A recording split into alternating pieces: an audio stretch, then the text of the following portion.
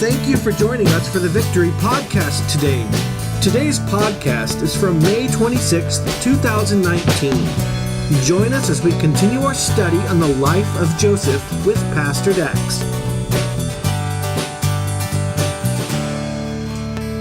C.S. Lewis, he once wrote, "We want not so much a father in heaven as a grandfather in heaven whose plan for the universe is such that it might be said at the end of each day, a good time was had by all." Do we need to grow up in our thinking about God? To realize that God's sovereign love for us includes the experience of pain and suffering. That adversity and affliction, those things never come to us by accident or by fate or even the independent evil of Satan himself. Rather, even those things are a means of God's grace to us. They are like divine gifts that God leaves on your doorstep to refine you, to sanctify you, so that by God's design you will become the person that he wants you to become. Do you believe that? That's exactly what's going on with Joseph as we've been looking at his life. God is making him into the person that he wants him to be. A man who will stand firm, a man who will not cower before even the greatest powers of the pagan world, but a man who will speak clearly and solely for God and his glory. But the question is, how do you get a sinful, selfish human being to do that? And to quote somebody else, A.W. Tozer, he once said that it is doubtful that God can use a man greatly until he has hurt him deeply. Now, of course, God packages affliction in different boxes on your doorstep, doesn't he? Sometimes it's financial distress, sometimes it's physical infirmity, broken relationships, all those kinds of things. For Joseph, his affliction primarily came in the form of mistreatment at the hands of others.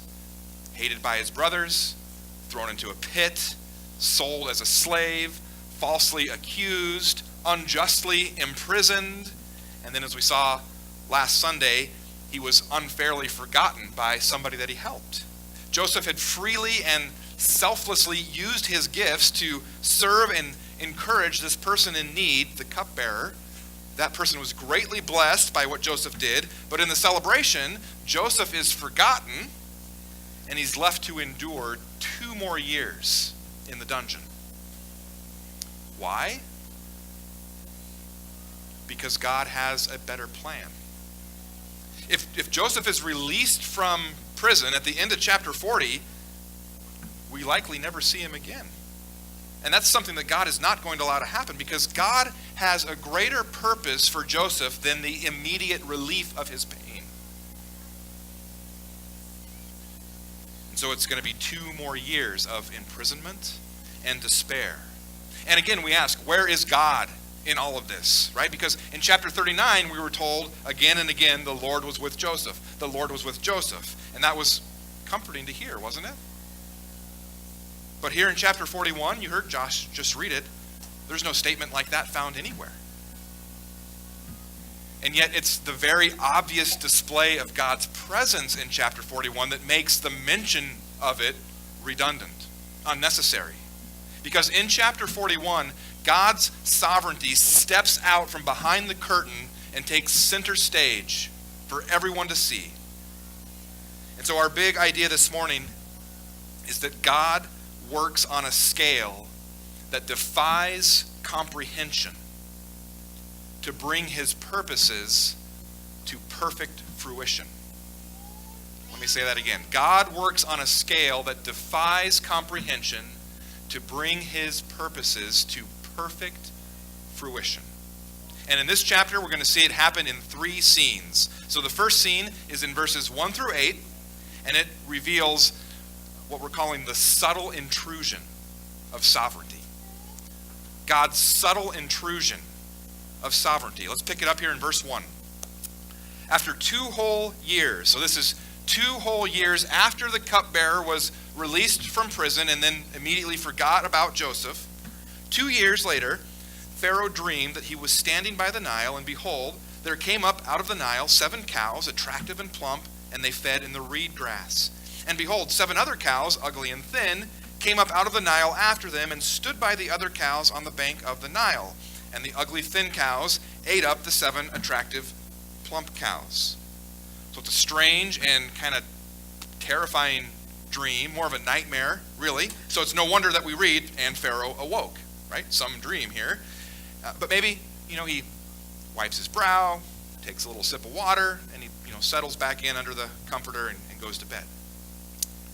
Verse 5. And he fell asleep and dreamed a second time. And behold, 7 ears of grain, plump and good, were growing on one stalk. And behold, after them sprouted 7 ears, thin and blighted by the east wind. And then this dream turns nightmarish too. And the thin ears swallowed up the 7 plump, full ears. And Pharaoh awoke, and behold, it was a dream. Just a dream.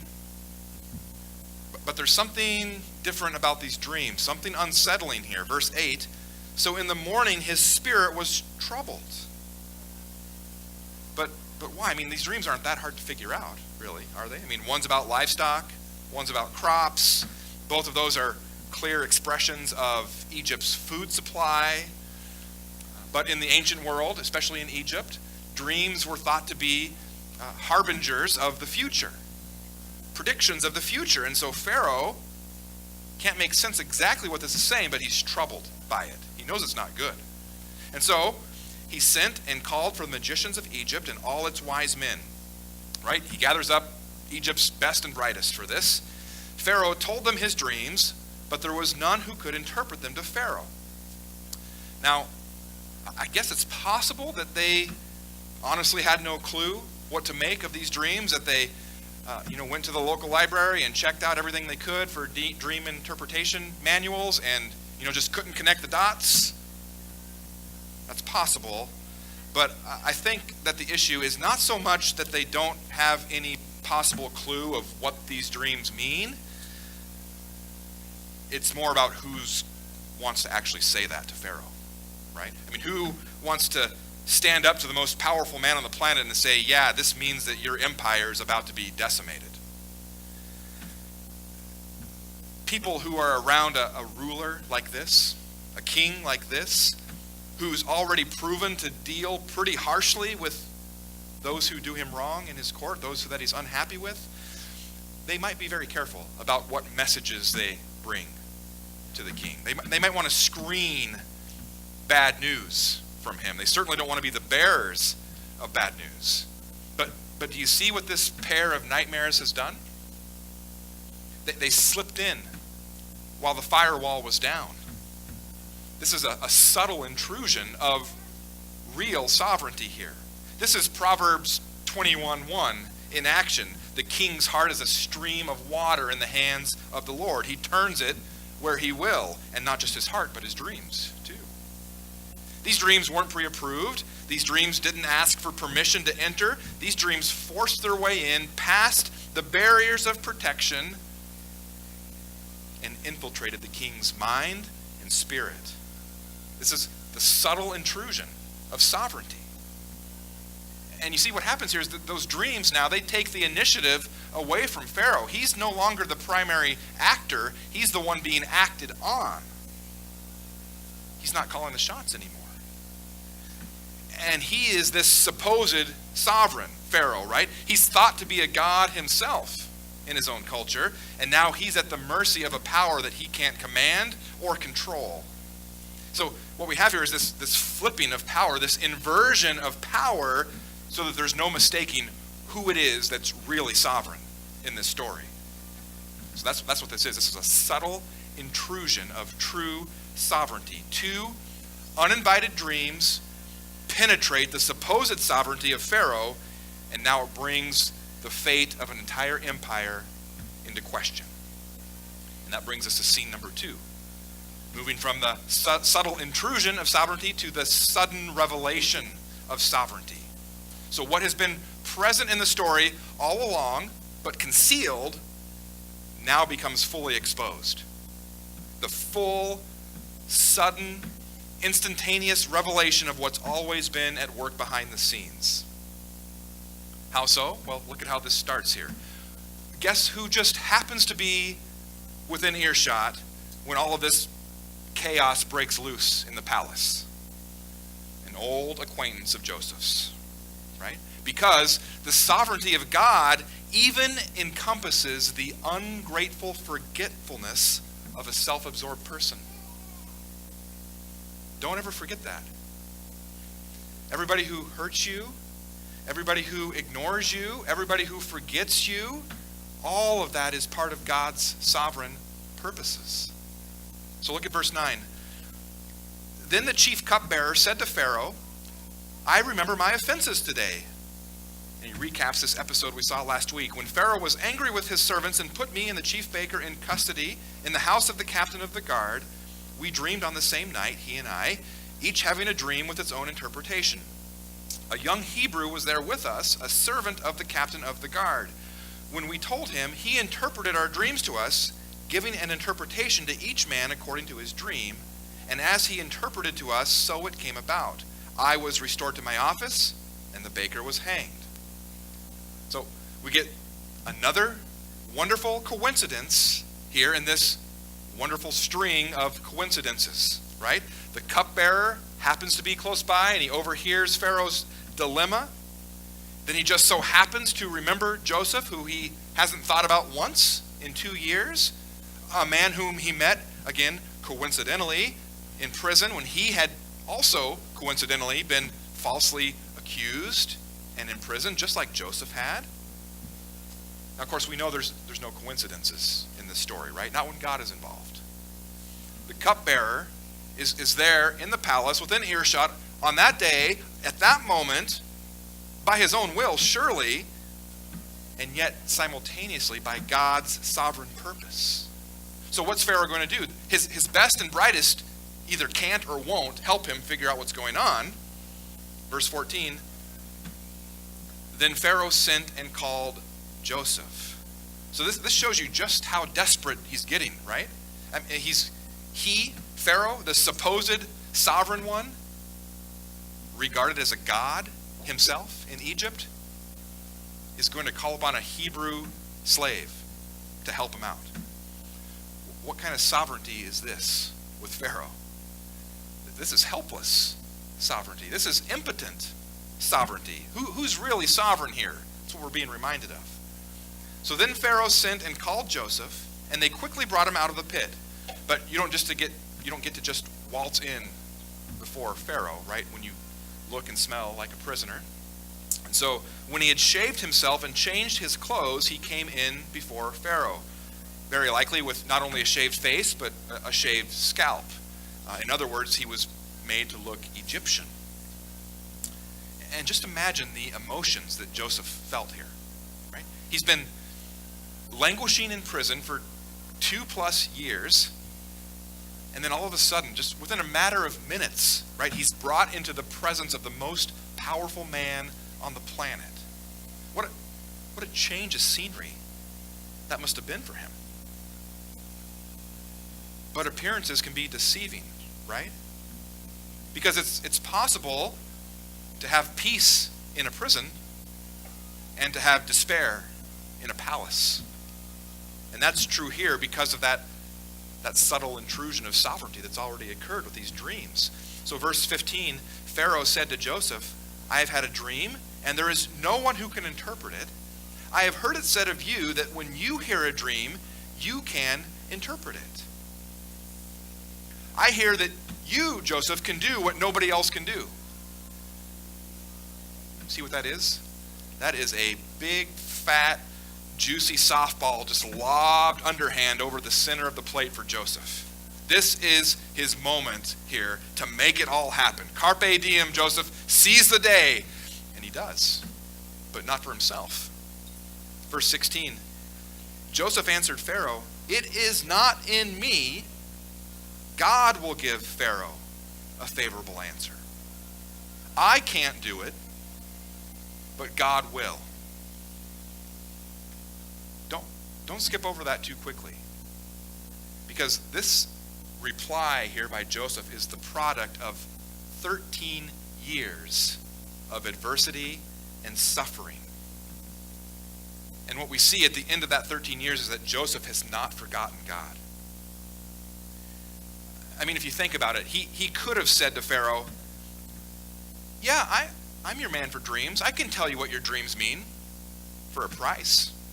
I can tell you what your dreams mean for my freedom. You do realize by now that if you'd asked me earlier, I could have been interpreting your dreams for years. Or even if he had said, I'll do it, but before I give you what you want, I've got a couple scores to settle first. Right? There's that ungrateful cupbearer out there. He forgot me. There's that harlot, Mrs. Potiphar, who unfairly accused me. But you don't see any of that with Joseph. Not one hint of resentment here. Why not? Because the Lord had ordained all of it. And Joseph knew that. 13 years of suffering had brought Joseph to that realization that he was just an instrument and that God was the musician. It's not in me. God will give Pharaoh a favorable answer. That's a remarkable reply, given what Joseph's been through. And then Pharaoh recaps his dream again for Joseph. We've already heard that read, so skip down to Joseph's response in verse 25. Then Joseph said to Pharaoh, the dreams of Pharaoh are one. God has revealed to Pharaoh what he is about to do. The 7 good cows are 7 years, and the 7 good ears are 7 years. The dreams are one. The 7 lean and ugly cows that came up after them are 7 years, and the 7 empty ears blighted by the east wind are also 7 years of famine. It is as I told Pharaoh, God has shown to Pharaoh what he is about to do. There will come 7 years of great plenty throughout all the land of Egypt, but after them there will arise 7 years of famine, and all the plenty will be forgotten in the land of Egypt. The famine will consume the land, and the plenty will be unknown in the land by reason of the famine that will follow, for it will be very severe. And the doubling of Pharaoh's dream means that the thing is fixed by God, and God will shortly bring it about. So we can boil all that down really to just 4 main points to see there, okay? Number 1, both dreams announce the same thing. Number 2, the 7 cows and the 7 ears of grain represent 7 years. Number 3, 7 years of famine will follow 7 years of abundance. And number 4, the duplication of the dream indicates that it is certain and that it is imminent. Okay? And now, you notice there, when Joseph replies to Pharaoh, he speaks to him respectfully, right, as he ought to, out of deference for his position. But at the same time, he's also relentless in his speech about God. Did you see that? And that's no small thing, considering that the man that he's speaking to, again, thinks of himself as a god. Just look in verse 16 here. And I want you to notice right there, you can see it on the screen, in this little speech that he makes to Pharaoh, how he just relentlessly points to God. Verse 16, God will give Pharaoh a favorable answer. Verse 25, God has revealed to Pharaoh what he's about to do. Verse 28, God has shown to Pharaoh what he's about to do. Verse 32, the thing is fixed by God, and God will shortly bring it about. You hear it just repeatedly, relentlessly. The dream is from God. The interpretation is from God. The timing is from God. God, God, God, all throughout his speech here. And the implication, I think, is pretty clear. Pharaoh, this is happening, and there's nothing you can do to stop it. This God that I serve, he doesn't just know the future or reveal the future, he controls the future. That's sovereignty. No longer behind the scenes, no longer a subtle intruder into Pharaoh's dreams. Here, it's unveiled by God through Joseph so that it can be seen for what it really is, the irresistible will of the living God. And all that the mighty Pharaoh can do is sit there and listen and take it. And he does, because he knows that it's true. But Joseph's not finished yet. Pharaoh, God didn't have to reveal this to you, right? I mean, he could have just let it play out. In a few years, you'd just be out here in a pile of sand. Egypt would be wiped off the face of the earth. So why is God telling you this now? It's because in his grace, he's giving Pharaoh an opportunity to prepare for it here. So verse 33.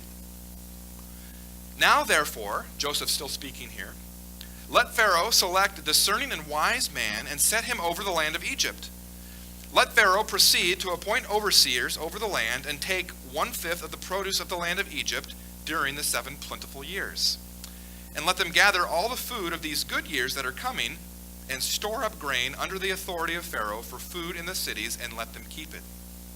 That food shall be a reserve for the land against the 7 years of famine that are to occur in the land of Egypt, so that the land may not perish through the famine. So again, you can boil this down. Really simple plan, right? Step 1, you need to appoint a prime minister who's going to oversee this. Step 2, give him a team to work with. And then step 3, institute a national rationing system, right? Because after all, Pharaoh, the more people get, the more people spend, so we need to control that. And notice how God's sovereignty in bringing this to pass doesn't cancel out the human responsibility to prepare for it, right? God's revelation always requires a response, and we see that here. And then we see Pharaoh's reaction to this, and this is pretty amazing. This proposal pleased Pharaoh and all his servants. And Pharaoh said to his servants, "Can we find a man like this in whom is the Spirit of God?" And then Pharaoh said to Joseph, "Since God has shown you all this, there is none so discerning and wise as you are." Now we already saw all throughout this thing, Joseph has been bearing relentless witness to God, right? God has said this, God will do this, it comes from God. So much so that Pharaoh almost begins to sound like him now. He says, this God that you speak of, who is in you, who has shown you this, who is empowering you, he says, "You shall be over my house, and all my people shall order themselves as you command. Only as regards the throne will I be greater than you." And so another dream, one that has been 13 years in the making for Joseph, takes one step closer to fulfillment. That was the dream that his brothers had tried to kill, but in their actions, they only served God's purposes in bringing it about. Again, that's what sovereignty looks like. Verse 41. And Pharaoh said to Joseph, "See, I have set you over all the land of Egypt." Then Pharaoh took his signet ring from his hand and put it on Joseph's hand. This signet ring is a royal symbol of power and position. You are officially authorized to act on behalf of the kingdom. And he clothed him in garments of fine linen. It's interesting that in Joseph's 2 great humiliations, down to the pit, down to the prison, clothing was stripped off of him. But now here in his exaltation, he is given clothing. Clothes are placed on him, royal clothes, and put a gold chain about his neck, replacing the iron collar that he wore in prison that's mentioned in Psalm 105. And he made him ride in his second chariot, and they called out before him, "Bow the knee." Thus he set him over all the land of Egypt. Moreover, Pharaoh said to Joseph, "I am Pharaoh, and without your consent no one shall lift up hand or foot in all the land of Egypt." And Pharaoh called Joseph's name Zaphenath-Paneah, and he gave him in marriage Asenath, the daughter of Potiphar, priest of On. So Joseph went out over the land of Egypt. And most of the time, when this is presented, it's in the sense of finally, right? Joseph has remained faithful, and God has rewarded him in the end with fame and fortune and family. This is the big payoff for Joseph. This is the moment we've been waiting for. Isn't it? Think about the contrasts of where Joseph is and where he's supposed to be. where he came from. He's gone from being Jacob's favorite son, the favorite son of the patriarch, to the prime minister of a pagan king. He's traded in his coat of many colors for the royal robes of Egypt. God gave him a dream of his family bowing down to him, and now others are prostrating themselves when his chariot passes by. He's given an Egyptian name. Think about all the times in Genesis when God changes somebody's name. Usually that's a good thing. But this is in the opposite direction. This is more like when Daniel and his friends have their names changed in Babylon. He's given an Egyptian wife, meaning he's forced to marry outside of God's chosen people. This isn't where Joseph belongs at all. He's in the wrong land, serving the wrong king, and part of the wrong people. This is not the moment of the big payoff here. This part of the story isn't here to give you hope, but to give you pause. Hope comes later. Verse 46. Joseph was 30 years old when he entered the service of Pharaoh, king of Egypt. So why do we need to know that? Well, number one, to show us again that God sovereignly placed him in this position. And number two, to remind us just how long it's been that Joseph has been a slave and an exile from his own family. He was 17 when he was sold into Egypt. He's 30 now. 13 long years have passed. So meanwhile, Joseph gets to work executing his plan to stockpile grain during the 7 years of abundance. That's in verses 47 through 49.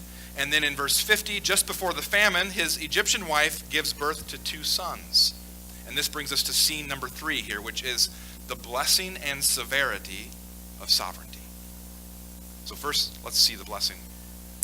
Verse 51. Joseph called the name of the firstborn Manasseh, for, he said, God has made me forget all my hardship and all my father's house. The name of the second he called Ephraim, for God has made me fruitful in the land of my affliction. So Joseph has been living the good life, right? In the palace for 5 or 6 years at this point. But if you noticed, we've not been told anything about Joseph's reaction to all of this. It just seemingly happens to him. And we don't see how he responds until now, where this man, who was given an Egyptian name, reveals his true loyalty and his true identity by giving his sons Hebrew names. And those names spoke volumes. You couldn't even meet Joseph's family without hearing about God's providential working in his life. Hey, I want you to meet the kids. This is God made me forget, and this is God made me fruitful. Well, forget what? All the hardship caused to me by my family. Fruitful where? Fruitful here in the land of my affliction. And even that's telling, isn't it? That Joseph identifies Egypt, where from all appearances he looks like he has it all, as the land of his affliction. But these names signify that Joseph is able to turn the corner, to move on from his painful past and look ahead to a fruitful future. And I think that's true for us as well, isn't it? That we need to be able to do that. Because if you are letting your past circumstances define you, whether those are good or bad, so whether you're dwelling on unconfessed sin in your life, or hurts, or the suffering that you've been through, or maybe on the other hand, maybe you're looking back fondly in the past at the glory days, right? When they did church right, or when you were, at your peak. Either way, there can be no real progress forward without a proper forgetting of the past. And how does that happen? Very often, as in this case with Joseph, that kind of transformation is a product of pain. And God-produced pressure. God utilizes affliction to accomplish our redemption. How's God using pain in your life to get your attention? Pain because his purpose for you is far greater than you can imagine. Pain because he wants you to recognize you can't do it and you need a Savior. Pain to bring you to the one that Joseph actually points us to. The one who was truly hated, truly despised. The one who really was falsely accused. The one who was truly forgotten and forsaken. The one who suffered the greatest humiliation, and yet the one who subsequently was exalted to the highest place of kingly authority. The one who has been given a new name, reflecting a new status, and the one to whom every knee will one day bow. Because God loves you, he may use pain in your life to transform you. Why? Because like nothing else, pain will drive you to Jesus Christ. So respond to the pain in your life this morning. Not with bitterness, not with paralysis, not consumed with yourself, not consumed with thoughts of how you can get even, or what you deserve, or what the other person deserves. Instead, receive it as a means of grace from the God who loves you enough to hurt you, who can scar you in order to save you. And we get an illustration of the severity of God's sovereignty in verse 53. The 7 years of plenty that occurred in the land of Egypt came to an end, and the 7 years of famine began to come, as Joseph had said. There was famine in all lands, but in all the land of Egypt there was bread. When all the land of Egypt was famished, the people cried to Pharaoh for bread. Pharaoh said to all the Egyptians, "Go to Joseph, what he says to you do." So when the famine had spread over all the land, Joseph opened all the storehouses and sold to the Egyptians, for the famine was severe in the land of Egypt. Moreover, all the earth came to Egypt to Joseph to buy grain, because the famine was severe over all the earth.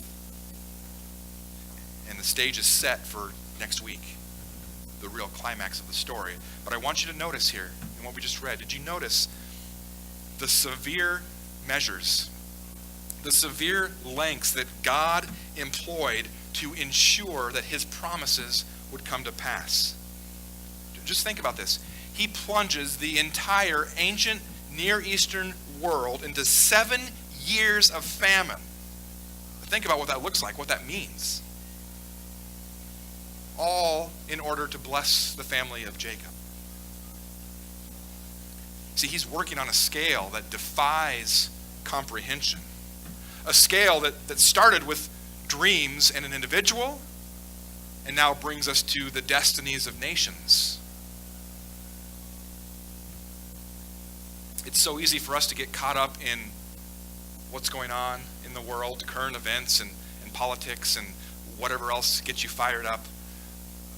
But this is a reminder here that all of that stuff, in fact, all of world history, is just the backdrop in God's story of redemption. God rules the world, the universe, for the sake of his people. And here, he's orchestrating events on a world stage in order to bring about a family reunion that will bring about the preservation of his people, that will lead to the formation of a nation, that will bring the Messiah, that will bring salvation, that will bring glory to his name. This is God's sovereignty taking center stage, and it's staggering to see it play out. Now, does that change how you see the world around you? Does that change your own painful circumstances, how you view them? I hope it does. But the fact is, your perspective on the pain in your life can only really change if you come to the one who is the Lord over all things, including the pain in your life. You have to come to the one who will utilize your affliction to bring about your redemption. Look back at verse 55 just for a moment, and we'll close with this. When the people cry out to Pharaoh for bread after the famines come on the land, he says in verse 55, "Go to Joseph, What he says to you, do. That's good advice. In the spiritual famine that exists in the world today, you must go to Jesus, the bread of life, the living water, and what he says to you, do. And what he says to do is pretty clear. It's not difficult to understand. Turn from your old sinful ways and place your trust in him and receive eternal life. What he says, do. And so, in the midst of your own pain and your own struggles, all of it providentially orchestrated by God's sovereign hand, the one that you must seek out and obey is Jesus Christ. Because, believer, Jesus is the one who suffered the severe means of God's sovereignty for you on a scale that defies comprehension to bring God's perfect purposes to fruition. Namely, the securing of your salvation accomplished in his death and resurrection. And now in Christ and in Christ alone, you can find a new identity. You can find a bright hope for the future. And so if you never have, go to him. What he says, do. We would like to thank you for joining us for the Victory Podcast today. This podcast is a ministry of Victory Baptist Church in Hermiston, Oregon. You can find us at 193 East Main Street in Hermiston, Oregon, 97838, or on the web at yourvictory.org.